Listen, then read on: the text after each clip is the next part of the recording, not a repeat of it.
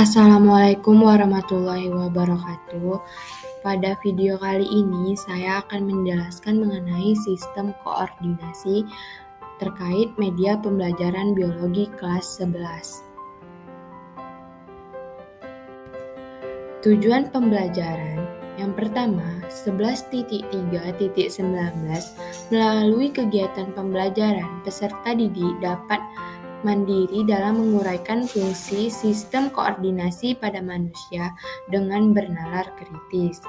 Selanjutnya, 11.3.20 melalui kegiatan pembelajaran, peserta didik dapat berkolaborasi atau bergotong royong dalam menguraikan proses sistem koordinasi pada manusia secara bernalar kritis dan bergotong royong. Selanjutnya, 11.3.21 siswa mampu memecahkan solusi pencegahan gangguan atau kelainan yang terjadi pada sistem koordinasi melalui penelusuran dengan berbagai media secara kreatif dan mandiri. Sistem koordinasi. Sistem koordinasi adalah sistem yang memerintahkan organ-organ tubuh untuk bekerja sama dalam mendukung fungsi tubuh agar dapat bekerja dengan baik. Fungsi sistem koordinasi itu sendiri yaitu melancarkan gerakan tubuh, dan sistem koordinasi manusia juga mengendalikan dan mengkoordinasikan kerja otot, sendi, dan saraf agar gerakan yang dihasilkan berjalan mulus. Sistem koordinasi terdiri dari sistem saraf, sistem indera, dan sistem hormon. Struktur sistem saraf. Neuron atau sel saraf merupakan satuan kerja utama atau bagian dari sistem koordinasi yang berfungsi mengatur aktivitas tubuh melalui rangsangan listrik secara cepat. Komponen sistem saraf terdiri atas sel saraf, sistem saraf pusat, dan sistem saraf tepi. Untuk bereaksi terhadap rangsangan, tubuh memerlukan 3 komponen, yaitu reseptor, sistem saraf, dan efektor. Gerakan pada sistem saraf. Nah, yang pertama ada gerak sadar. Nah, skemanya yang pertama, impuls menuju reseptor atau sensor, selanjutnya menuju saraf sensoris, selanjutnya menuju otak, selanjutnya menuju saraf motorik, dan yang terakhir ada efektor atau otot. Nah, yang kedua yaitu ada gerakan tidak sadar atau refleks.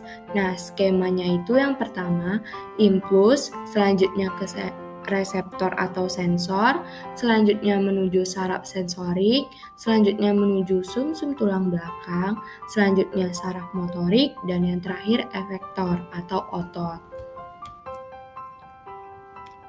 Nah, selanjutnya ada sistem indera. Sistem indera terdiri dari indera penglihatan, pendengaran, penciuman, perasa, dan pengecap. Masing-masing dari indera tersebut memiliki fungsi yang berbeda-beda. Di dalam alat indera tersebut ada ujung saraf yang peka terhadap rangsangan, namanya reseptor. Reseptor tersebut kemudian meneruskan informasi ke otak atau sumsum tulang belakang. Alat indera itu adalah bagian yang berfungsi menerima setiap rangsangan dari luar. Selanjutnya ada sistem hormon atau endokrin. Nah, sistem ini merupakan sistem regulasi yang menghasilkan hormon, dan hormon itulah yang akan meregulasi atau mengatur tubuh. Sistem endokrin adalah sistem regulasi dengan kelenjar tanpa saluran. Dalam melakukan tugasnya, sistem endokrin diperintahkan oleh sel saraf, di mana sel saraf itulah yang akan menentukan kapan kelenjar harus memproduksi dan melepaskannya. Nah, ini dia gambaran sistem endokrin pada manusia. Nah, Kelenjar-kelenjar dalam tubuh. Yang pertama ada hipotalamus, yang kedua ada pituitary atau hipofisis, yang ketiga ada pineal, yang keempat ada tiroid, yang kelima ada paratiroid, yang keenam ada adrenal, yang ketujuh ada pankreas, yang kedelapan ada ovarium, dan yang terakhir ada testis. Nah, gangguan pada sistem koordinasi. Yang pertama ada epilepsi.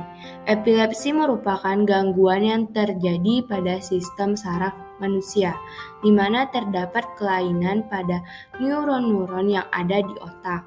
Gangguan ini disebabkan karena kelainan metabolisme, kerusakan otak saat kelahiran, infeksi, kecelakaan, dan tumor.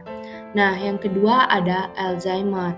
Gangguan yang satu ini ditandai dengan menurunnya fungsi otak, sehingga daya ingatnya menurun. Biasanya yang mengalami gangguan saraf ini adalah orang yang lanjut usia.